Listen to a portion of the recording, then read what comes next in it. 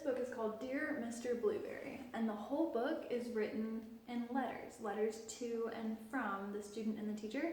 We wrote some letters this year.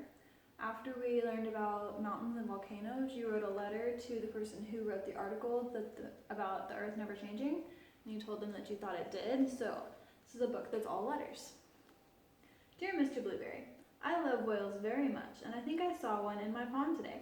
Please send me some information on whales, as I think he might be hurt. Love, Emily. Dear Emily, here are some details about whales.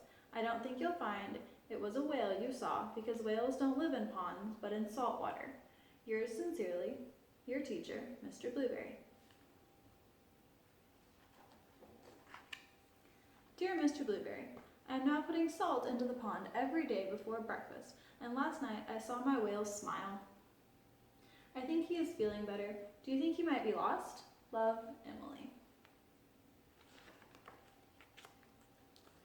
Dear Emily, please don't put any more salt in the pond. I'm sure your parents won't be pleased. I'm afraid there can't be a whale in your pond because whales don't get lost. They always know where they are in the oceans.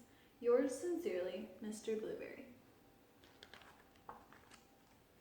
Dear Mr. Blueberry, tonight I am very happy because I saw my whale jump up and sprout lots of water. He looked blue. Does this mean he might be a blue whale? Love, Emily. P.S. What can I feed him with? Dear Emily, blue whales are blue and they eat tiny shrimp-like creatures that live in the sea. However, I must tell you that a blue whale is much too big to live in your pond. Yours sincerely, Mr. Blueberry. P.S.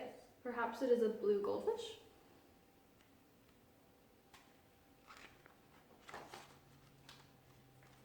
Dear Mr. Blueberry, last night I read your letter to my whale. Afterward, he let me stroke his head. It was very exciting. I secretly took him some crunched up cornflakes and breadcrumbs. This morning I looked in the pond and they were all gone. I think I shall call him Arthur. What do you think? Love, Emily. Dear Emily, I must point out to you quite forcibly now that in no way could a whale live in your pond. You may not know that whales are migratory, which means they travel great distances each day. I am sorry to disappoint you. Yours sincerely, Mr. Blueberry. Dear Mr. Blueberry, tonight I am a little sad. Arthur has gone. I think your letter made sense to him, and he has decided to be migratory again. Love, Emily. Dear Emily, please don't be too sad. It really was impossible for a whale to live in your pond.